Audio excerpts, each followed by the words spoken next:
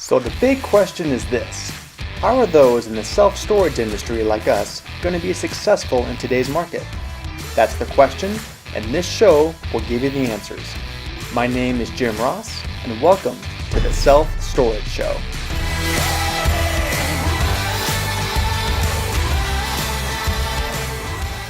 Hi everyone, this is Jim Ross in the Self-Storage Show. Today's edition, we're doing a video spotlight here. We're going back with Inside Self-Storage Speaker Spotlight, giving a little sneak peek onto the upcoming sessions. I got Warren Dazzio with me today. How's it going, Warren? Going great, Jim. Going great. Glad to be with you. Yeah, good. I know I'm just looking at your profile here, Executive Vice President at Cost Segregation Services. Perfect. Yes, CSSI. I've been with them now for going on 5 years, so it's been a good run, and I really enjoy what I do.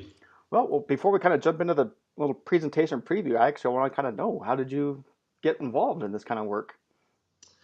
Kind of strange how that happened. I had a healthcare business, Yeah. and when Obamacare came out, there were just too many moving parts. I had to close down my healthcare business.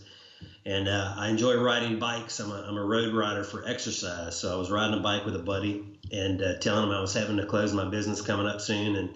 And he said, "You should really go see my brother-in-law." And that brother-in-law turned out to be Jim Shreve, our CEO, and just a real good man. He liked the fact that I had some experience in business and some entrepreneurship experience, and we're both like-minded in our faith and things like that. So met with him and came on board then, and it's been a great time. Nice.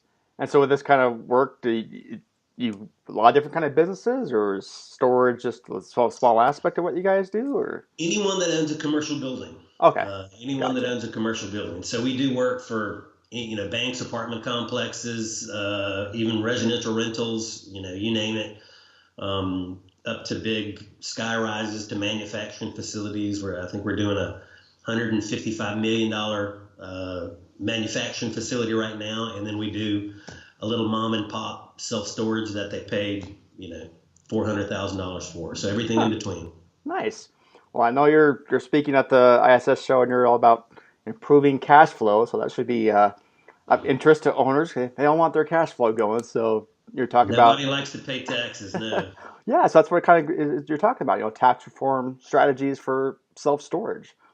So, again, when it kind of comes to this kind of stuff, I'm a newbie when it comes to this kind of stuff. So it's perfect target market. Kind of start from square one. What is this all about? Good. So square one, the cool thing about it is recent tax changes has made our work just even easier and made it more impactful for the building owners, and that's a pretty cool thing. So, 2014, cost segregation has been around for almost 20 years. Very acceptable method for the IRS, and I'll explain it in a second. But Okay. 2014, the tangible property regulations came about, and that dictates how a building owner expenses or capitalizes repairs or improvements on their property. And self-storage world, it's been a great thing because it allows you to expense a whole lot more than you did in the past. So, for example, you have a roof that gets damaged. In the past, you might have had to capitalize this $50,000 roof repair. Today's regulations might allow you just to expense that. Why do they like that? Every expense they have offsets their taxable income. So the tangible property regs that came out in 2014, tax reform that everybody knows about just came out, applied what's called 100% bonus depreciation. And again, that provides a ton of deductions for a building owner. So the way it all ties in is the IRS says that you can depreciate a building in two ways: straight line over 39 and a half years. Okay. And that means if you paid $1 million, you get 1/39th of that every year to offset your taxable income. The flip side of that is that if the IRS says you can also categorize and break a building down into its parts and pieces, 5, 7, 15, and you can accelerate those items faster. And the end result in being able to do that is a greater depreciation expense to offset your taxable income. So that's where we come in. It used to be spread out over 5 or 15 years, the savings. Tax reform and 100% bonus depreciation allows a building owner to get that right away. So my sell to a building owner is, hey, I can save you $50,000 to $100,000 on your taxes, and I'm going to charge you $5,000, $6,000, $7,000 to get that done, depending on the size of your building. So pretty cool sell. Kind of sounds like a no-brainer. hmm Huh. It's I was talking to one gentleman, and I think he had a really big building. Our fee was $10,000, and Yeah. he got $170,000 in tax savings. And he said, "You mean I'm going to pay you 10, and you're going to give me 170?"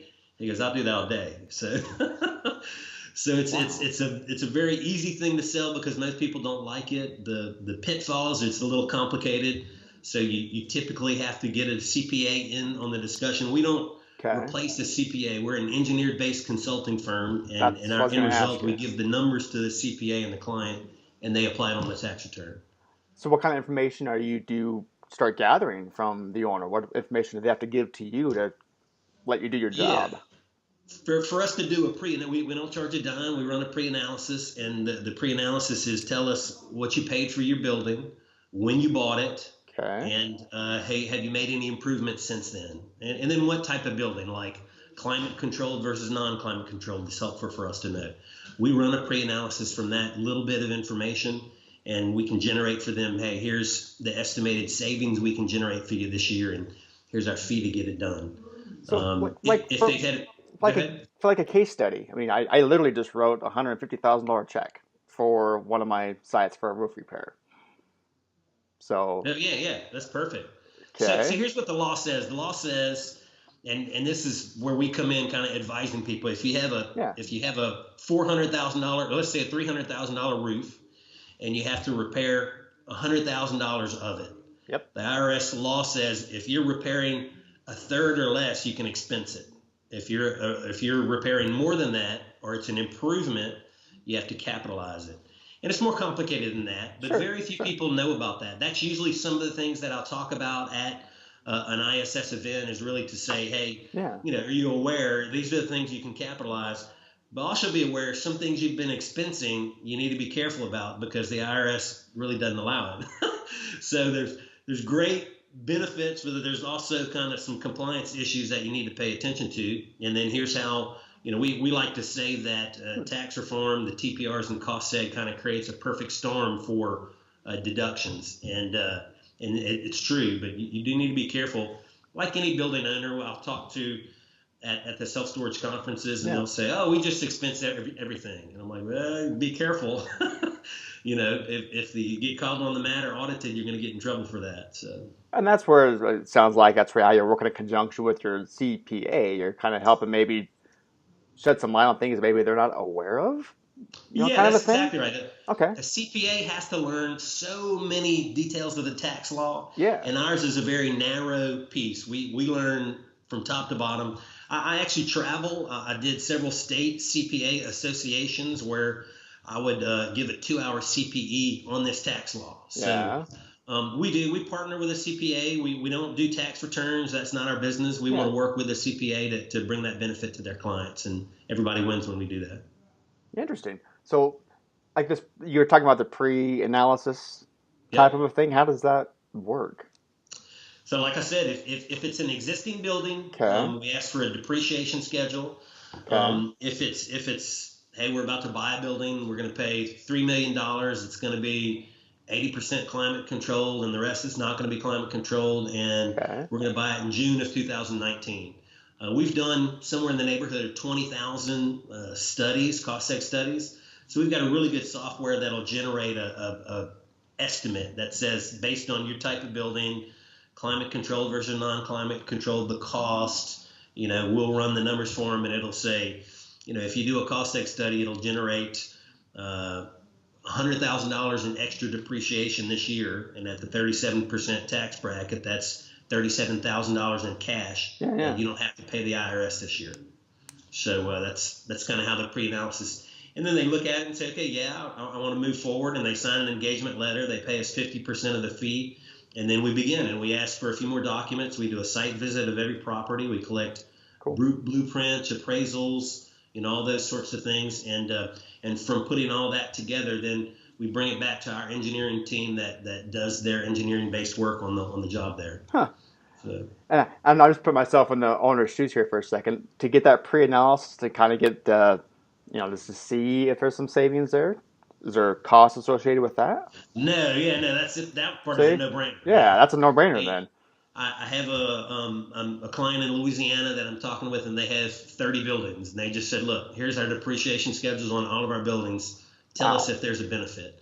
So I run the numbers on the whole thing, and then I just emailed him yesterday and said, "Hey, look, I got the results. Why don't we sit down and I'll go over with you your benefit that you've got on that." So, Oh, okay. and then then they'll weigh it. Sometimes they'll say, "I want to bring my partner in. I want to bring my CPA in," and they'll have that discussion. Yeah. We'll all have it together, and it's not a fit for everyone. If you already have a loss and you don't need tax savings, there's no need to do it. If you're going to flip a property in 2 to 3 years, we'd recommend it. It's not a Not good worth it. idea to do it Yeah. because the whole idea is it's the same amount of depreciation you would get. You're just front loading it and you're using the time value of money for yourself. So if I have Oh, okay. $37,000 that I don't have to pay the IRS, can that go towards a repair I needed to make? Can that go towards a technology upgrade I wanted to make?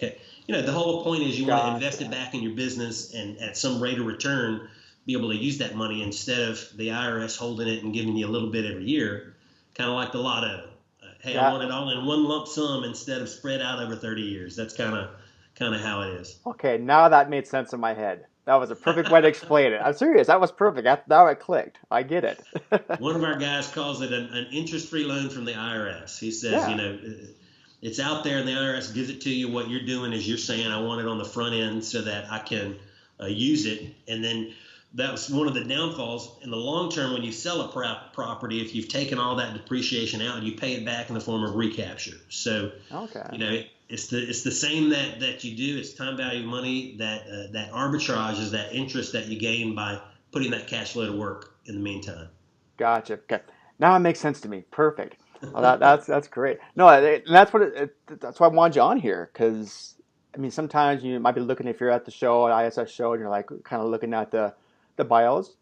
Maybe you don't really see exactly what's entailed in this. That's why I wanted to have you on to kind of explain a little bit more because no, if you're an owner, yeah, you definitely want to be coming to your your presentation because yeah, you might have one little thing that's going to spark their idea to get that analysis done, and man, they're going to have all sorts of savings. So Yeah, and hopefully, if you see the word less taxes, you want to be interested because nobody wants to pay taxes. yeah, Yeah, we all have to pay our due, but sometimes people get a little bit hit harder than others, and sometimes people need a little break. And everything we do, by the way, is IRS approved and legitimate. There's no shady things about it. The IRS has audit guidelines on how they sure. check to see if we've done our work right. And knock on wood, we've done somewhere in the neighborhood 20,000 studies. We've never triggered an audit, but maybe a dozen clients were audited, and Wow. we defended all of those to the IRS for that client, and they all passed with flying colors. That's part of what we build into our fees. We don't charge extra, but if ever a client is audited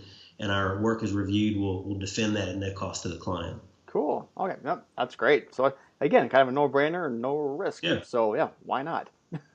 No, that's great. So yeah, let's kind of wrap this up here. So again, anyone that's going to the ISS show, yeah, definitely check you out. You're speaking Wednesday, April 3rd at 10 o'clock. So Oh, there you go. You know the time better than I do. I just pulled it up. So I know I'll be there, but yeah, would love to have you guys come and visit us. And myself and my partner Don Little will be there at our booth the whole time, and then I'm speaking and really will my talk certainly won't be a sales pitch. It'll be all about the tax law and yeah, what you as building owners can gain from that, no, and the things you need to pay attention to. very informative.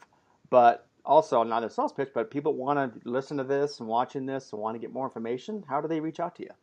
Oh, awesome! Yeah, you can email me. My email address is dazziow at costsegserve.com. Kind of hard, but dazziow at costsegserve.com.